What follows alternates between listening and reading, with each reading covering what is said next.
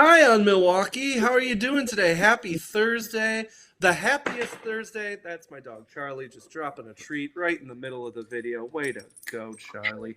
It is the finest Thursday of all the Thursdays because it's the opening Thursday of the Milwaukee Film Festival.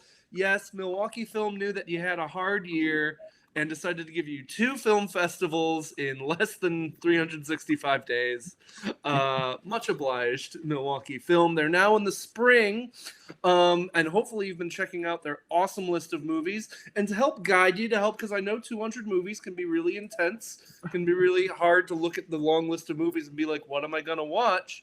Well, that's why we're here. Me and Molly, Molly Snyder, you may know her from OnMilwaukee.com, writer extraordinaire. Matt Miller, culture editor extraordinaire at On Milwaukee. And we're going to talk about the movies we are most excited to see. I wrote up a piece just last night of my 12 must-sees of the entire festival. You going to keep that in your mouth, dog? I wrote up a piece yesterday of a dozen movies that are the ones that I'm most excited about. You'll probably hear about a few of those today. Wink, wink. But I want to know what Molly's excited to see during the film festival, because you are probably I'm way too nuts about the Milwaukee Film Festival. I'm an actual lunatic. So no one should be on my level of excitement. But you are definitely, I would say, probably like the next on the staff. Puppies. Oh. Do they need a treat? I have a dog treat here. Pass me one through the screen. Yes, I need one for my. Yeah, that's how technology's working. But I'd love to know, what are you most excited about at the film festival this year? Well, there's many, but what tops my list is probably the polystyrene documentary that is called I Am a Cliche. And polystyrene is the lead singer, and a punk icon of X-Ray Specs. And she passed away, and her daughter went on a journey to tell her story. And so this is her mother's story told by her daughter. So it's extra special and also a good one if you are a punk rock fan or a fan of 70s women that really did change the landscape of music. If you're interested in that kind of genre, it's a good one to watch this weekend. Good one to watch on Mother's Day, maybe, with the mother-daughter connection. That's true. That's thinking ahead. I like it. I thought about saving it as a Mother's Day gift to me, but I probably won't be able to wait because I've actually been waiting for this one for a really long time. So I'll probably be watching that one tonight. It was really fun. We were talking about the selections, and this one wasn't in the original booklet for Milwaukee Film. So I dove into the comments, and I was just like, guys, just to let you know, there's an extra addition to the lineup. It's the polystyrene documentary, and you were very happy. And I got to make your day, and it made me happy. You did. So yeah, I loved seeing that in the lineup, and I just can't wait. On a similar vibe, I'm really looking forward to seeing Sisters with Transistors as well. And that's about women who pioneered the electronic music in the 80s again, and were really just the forefronters to electronica and all sorts of different types of electronic music that came later. That's just a scene that we generally have been told and shown that it's dominated by men in the mainstream, but there's so many women that were behind it and were doing it as well, during the same time. And this highlights some of these women that really contributed a lot to electronic music. That sounds outstanding. Yeah, I always tell people, no matter what genre, no matter what you're into, you can find a film festival movie that you are excited about. I mean, just now you brought up a music documentary about a punk icon, and a music documentary about an EDM and women in EDM, and in electronic music in general. I think it's really cool that even within the subgenre of sound vision, the kind of music selections at the film festival, they're just all over the place. You can find all sorts of, there's classical music, there's EDM, it's just really cool that there's such a diversity of voices and topics and genres at the Milwaukee Film Festival. We'll talk more about that a little bit later. Do you have any other picks that people should I'm going to segue into one that we share, and then why don't you take it away from there, Mateo? It's Baby. Baby is also a mother-daughter story, but does not sound like a very cheerful one. So maybe not a Mother's Day movie. Maybe not a Mother's Day movie. It's a film that whenever I see the words dark fairy tale, you pretty much got me. So this is a dark fairy tale. It's a Spanish film. And Matt, tell me, is this true? Is there no dialogue in this one? Is that true? Ooh, do you know? That would be very. I didn't see that in the blurb. I'm gonna look that up while you give a little quick synopsis of the movie. Well, I'll check that out. Yeah, I saw that somewhere, and I was like, is that, what does that mean? Does that mean what I think it means? Is it a silent film? It's about a drug addiction. There is if you are looking for a movie with no dialogue, I know Gunda, the pig documentary, has no dialogue whatsoever. It's just 90 minutes of you living with a mother pig and her piglets on a farm, and also there's a one-legged chicken hopping around. So that one's dialogue free. I'm pretty sure it has some pig Latin in it, though. But oh, Molly, now you've done it. I know. I'm sorry, I'm hopeless. But anyway, Baby is we don't know. We're checking in to see if there is dialogue or not. But Baby is about an addicted mother who sells her baby to some traffickers, and I believe regrets doing so. And that's pretty much all I know about it, because I like to go into things a little bit open-minded, open-hearted, a little bit cold. And, it looks like something that is just a really unique story, again, which is one of the things that I love about the Milwaukee Film Festival, is that they're telling stories that I've never heard being told in any other format, in any other way. And these films are just really taking these unique storylines and bringing them to life. And this is a very good example of that. Again, any mother can relate to some of the hardships that happens when you first have a baby, not to mention if you were addicted or whatever else her circumstances are going to be. I think this is going to be something that, even if there are perfect moms out there, and if there are, I don't want to know, but because I'm certainly not one, but I think anyone is going to be able to relate to themes in this movie, again, because it is being billed as a fairy tale, which there's always a dark fairy tale, but there's always then themes that run through it that anyone is going to be able to relate to. Yes, and also it looks like I can confirm no dialogue. This is going to be a pure cinematic experience, which I think that's weird. Really cool. It's really that you get to. I mean, that's kind of on a level the beauty of film, is that you can tell these stories without dialogue. I mean, that was how they did it in their earliest days. So I think that one's really exciting. That one was on both of our wish lists for the Milwaukee Film Festival. I ceded that one to you because I know you love Wiccan stuff and dark fairy tale stuff and all that, and you can obviously connect more to the mother angle than I can for many reasons. Lack of most kids. Likely. Yeah. Oh, hi. Well, I guess you are a father, Charlie, and fathers and mothers are, but it's a little different. I'm a puppy dad. There is, it's not one of my 3 to see for today, but there is another dog movie at the film festival this year. It's called Stray. It is about, if you saw Keddy from a few years ago, it's similar to that, because in Istanbul, they do not allow people, like strays are just allowed to live on the streets, and that means stray cats, and in the case of the movie Stray dogs. So you've got a documentary, another very wordless documentary about a dog just making its way through life in Istanbul.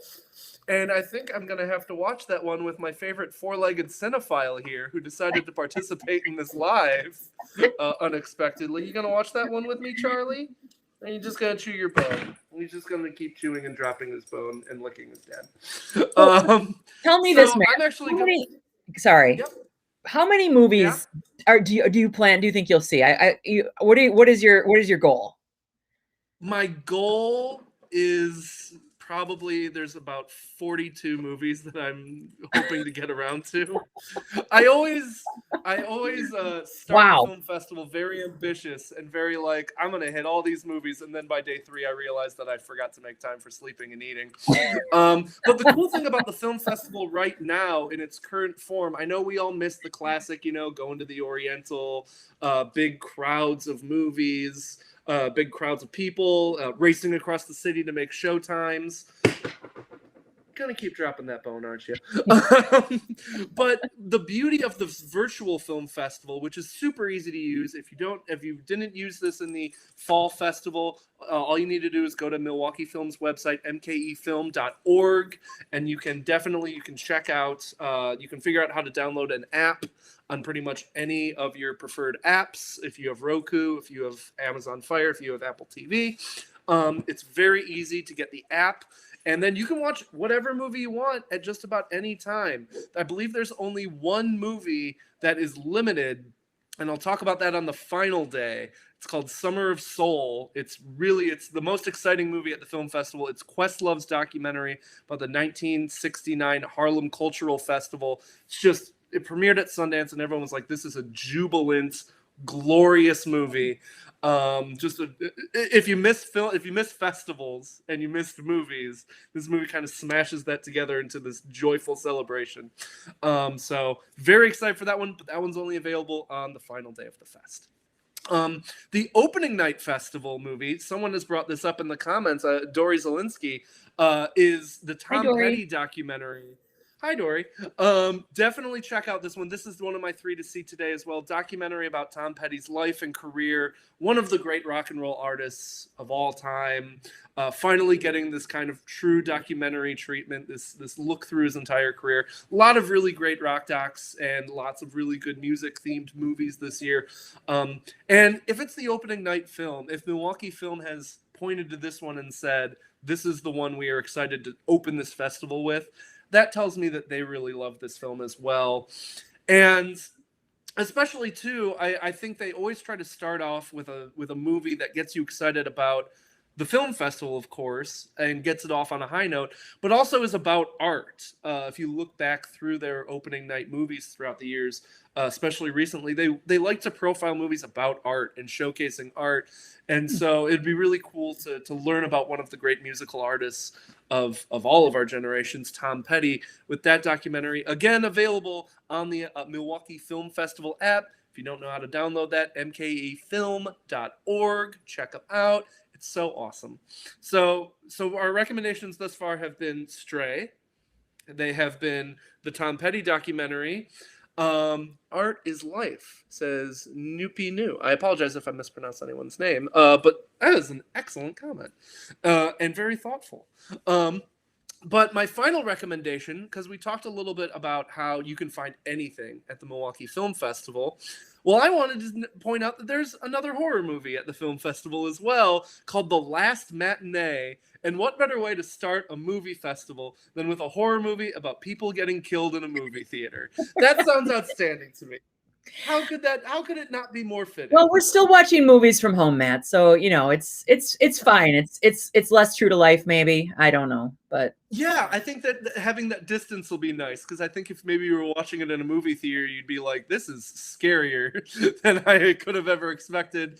It's a foreign film. I believe it's Spanish language, but it is about the final night in this old classic movie theater, and this projectionist is running the booth and having to deal with annoying customers, having to deal with real changes. Oh, by the way, there's a slasher running around too, killing some of the people watching the movies. If you're a big fan of perfect. If you're a fan of movies like Suspiria and kind of that Italian giallo, really bloody, really bright, really stylish kind of horror movies, movies that do not pull their punches. So if you're maybe squeamish about gore and blood and violence, maybe check out Stray instead, or the Tom Petty doc. But or that pig movie. That pig movie sounded good, as long as there's no slaughtering. The pig movie too. But if you are into horror movies and you want to stay up late tonight, I can't think of a better way to welcome in the weekend than by checking out The Last Matinee. So again, that's Stray, the Tom Petty documentary, and The Last Matinee. New. Where can we go for a complete list of the movies? That's an excellent question. You can go to onmilwaukee.com where we have the full Surprise. list. We have published the full lineup on Milwaukee. And if you want some more photos and trailers and stuff like that, you can also go to mkefilm.org, where you can also buy your tickets there, buy your passes. You're going to want to buy your passes because I would bet that you're going to want to watch more than one movie during the film festival. Molly, do you have any other picks? I mean, we're going to be talking more and more throughout this festival. We'll be doing these lives every day around noon. So this won't be the last time people see you. Do you have any other movies you're really excited about at the film festival? I just want to do a quick shout out to the number of queer and trans movies that they have showing this film festival as well. And I'm super stoked about a few of these. I'm definitely going to check out Rebel Dykes. That's about 1980s lesbians living in London. Some very rowdy punk rock ladies. I cannot wait to see this one as well. And then there's No Ordinary Man, which also really jumped out at me. And that's about the jazz musician Billy Tipton, who his friends and most of his family did not know that he was transgender until he died. And I think that is just this is a true story. I think it's an amazing account of what not only someone had to be like then, in order to be themselves, but also that they got away with it. I mean, that's just extraordinary. Mm-hmm. So, and there's many more too, but I'm really, really happy to see the number of trans movies and queer cinema that's being shown too. So, yay. Yeah, there's one that's on my list as well. It's in my 12 movies must-sees called Cowboys, about a father who tries to get his son over the border to Canada, his trans son over the border to Canada, when his mother doesn't believe in his identity, and it stars Steve Zahn, and if you don't know who Steve Zahn is, you've almost certainly seen him in movies. He's a really great actor. He just always steals scenes in movies, and I love seeing him get a showcase in a movie that you wouldn't expect Steve Zahn to be in. He's kind of thought of as this goofy guy, comedy guy, but he gets to play kind of a more rounded movie here, and I'm very excited to check out Cowboys because of that. And there's so many incredible movies. Like I said, we will be back here every day around noon to talk about my 3 to see. We'll have guests. You will see Molly more than once throughout this all. We're hoping to talk to some filmmakers as well, talk about their movies, their inspirations, and it should be a great time. And I want to hear from all of you as well, and what movies you're excited about, what movies you're going to watch, which ones you liked, which ones you hated, which ones you're annoyed that I recommended to you. That happens. Pig movie. I'm still pissed about that pig movie, Matt. No, I don't. I'm sorry. I have nothing against the pig movie. It just really, it's gonna just stick with me now. I'm gonna have to watch it. But it looks so charming. It looks really great. I'll talk more about the pig movie later on in the festival. But good. Yeah. So that has been our 3 to see. That's Molly Snyder. This is Matt Miller. This is the Milwaukee Film Festival. Tune into the Milwaukee Film Festival, mkefilm.org, the 6th through the 20th. You've got time, but that time goes fast. So make sure to check out the movies, and we'll see you at the movies right here on Milwaukee.com. Have a great Thursday, everybody. Bye, guys.